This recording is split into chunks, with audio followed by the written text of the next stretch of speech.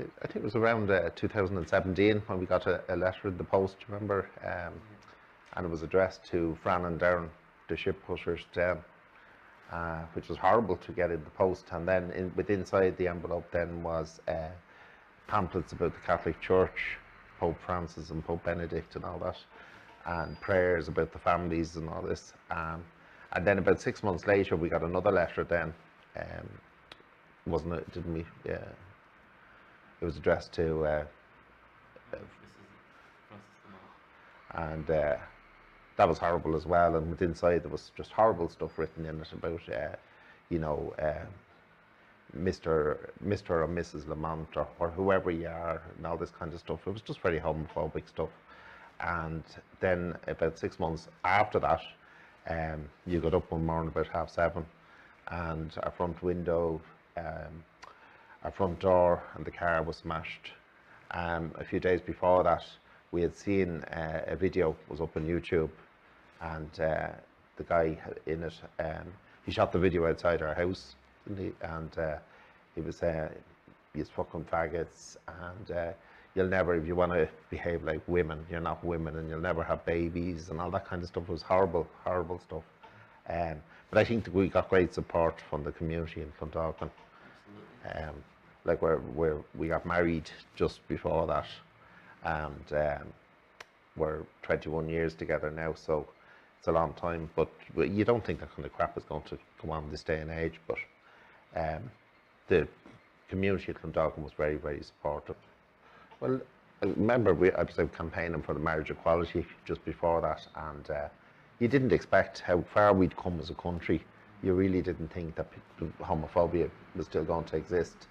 The majority of people that when I was going around campaigning, were very supportive of marriage equality and knew ourselves. We'd be well known. I'm a local councillor in Clondalkin, so we'd be fairly well known around the village and that. And we didn't think that this kind of crap was going to happen so near after marriage equality as well. We were just very happy that we had the chance to get married after such a long time, and that we were accepted by our friends and family and the wider community. I suppose it caused a lot of strain, didn't it, at the time, especially the windows being smashed and all. Like, we wouldn't feel safe in our own home. Yeah, we felt very, like, it's your personal space. And even that horrible video that was up on YouTube, that was outside our home. And like, we went to the local guards and they said they couldn't do very much. We gave them the link. We actually gave them the letters as well. And they said they couldn't do very much about it, which was very upsetting. We just felt totally, we felt again, it was like before marriage equality came in. I think when marriage equality came in, we were up in City West. There was a great feeling that we were at last equal in Ireland and we were the same as everyone else. But when this happened, it just, you felt kind of, oh, here we go again. You're not really accepted, you know.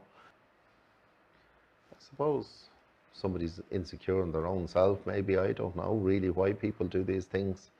But I don't know if they fully realise how much it upsets people or how much it's not right, you know.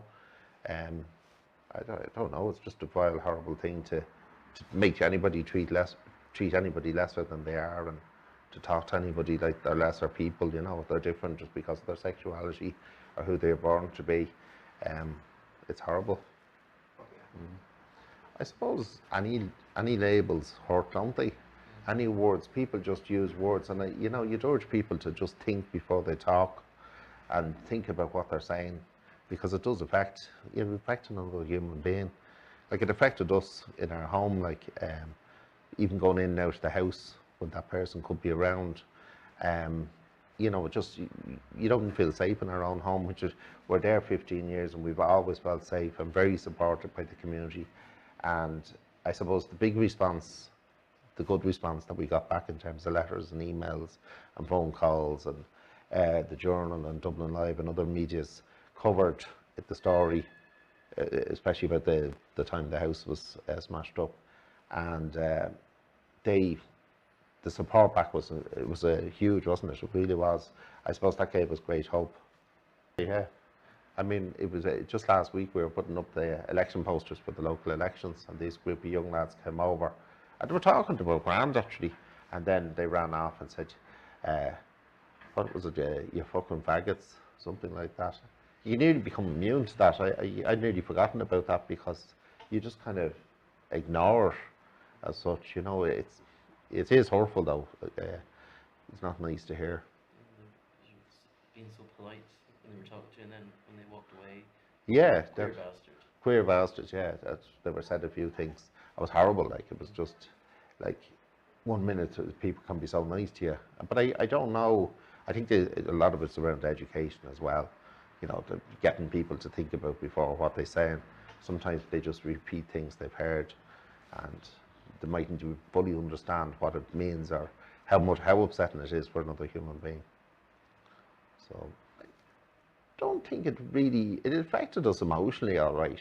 And I think as a counsellor then I brought up several motions up at the council about different issues around LGBT, and I spoke out a lot more about it. I suppose it kind of urged me to campaign to stop it because I was so horrified by what had happened.